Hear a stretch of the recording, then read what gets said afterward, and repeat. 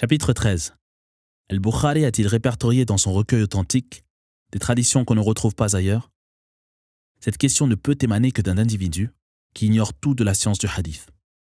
Malheureusement, ce genre d'allégation ridicule est largement répandu parmi les détracteurs de la sunna. Al-Bukhari a recensé dans son ouvrage la majorité des hadiths de degré sahih.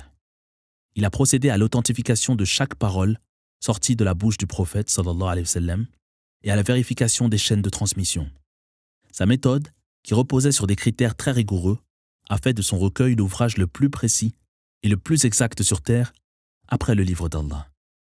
L'imam al-Bukhari a recensé les hadiths de son recueil par un procédé d'authentification à grande échelle. Son projet était de collecter toutes ces traditions prophétiques avant de les organiser par thème et après avoir vérifié la continuité des voies de transmission de chacune d'elles. Tous les hadiths contenus dans Sahih al-Bukhari étaient bien sûr déjà conservés sous forme écrite ou mémorisés depuis l'époque des compagnons. On peut donc retracer l'origine de toutes les traditions prophétiques du recueil d'al-Bukhari. L'imam a inséré dans sa compilation la plupart des dires authentiques possédant les chaînes de transmission les plus solides. Il a vérifié ces dernières et a organisé son ouvrage en différents chapitres.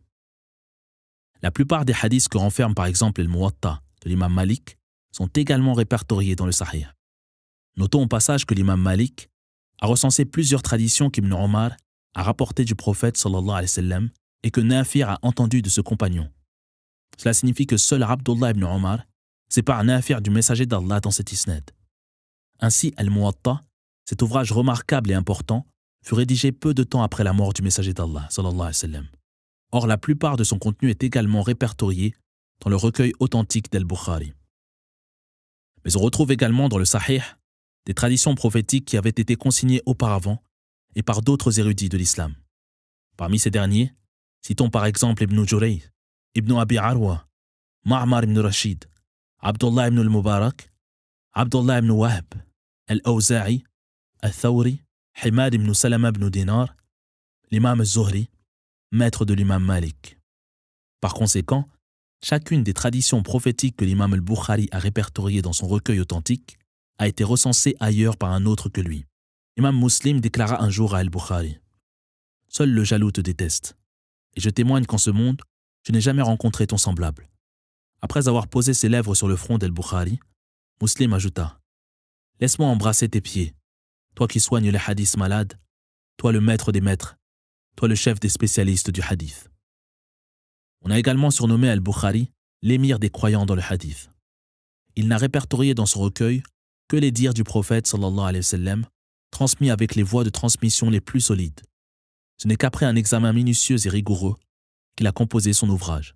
Al-Hafidh Abu al-Abbas, Al-Fadl ibn al-Abbas, avait déclaré au sujet de l'imam al-Bukhari: « J'ai tenté sans relâche de mettre à défaut al-Bukhari en lui soumettant un hadith qu'il ne connaissait pas, mais je n'ai jamais réussi. » L'imam Ibn Khuzayma livra quant à lui ce témoignage: « Je n'ai rencontré sous la voûte du ciel personne qui soit plus savant et plus connaisseur dans le hadith que Muhammad ibn Ismaïl al-Bukhari. » Fin de citation.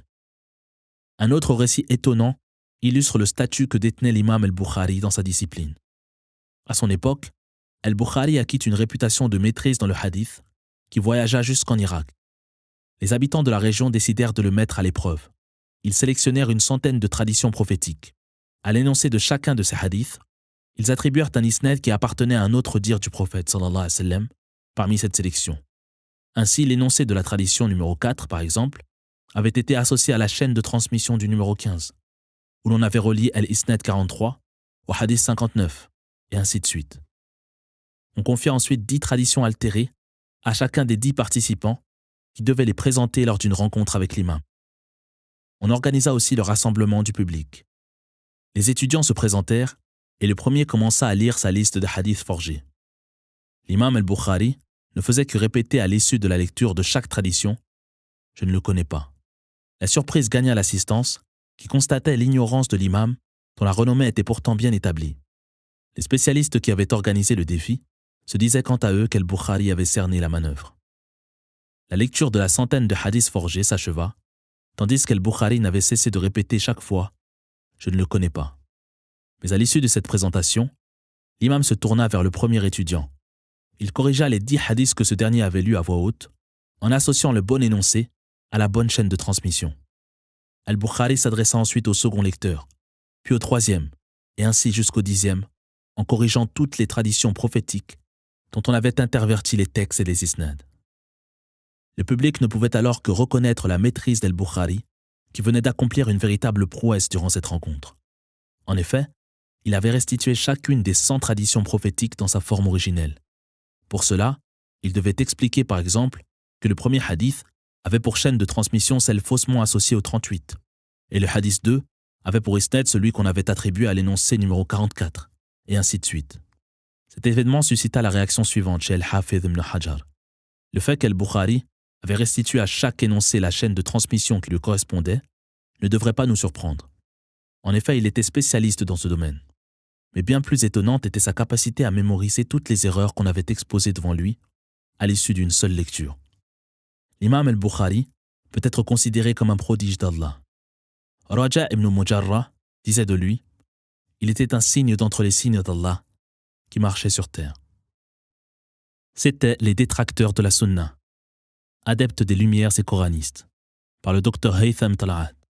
Narration Ali Ezeri. Tout droit de traduction, d'adaptation et de reproduction par tous les procédés, réservés pour tout pays.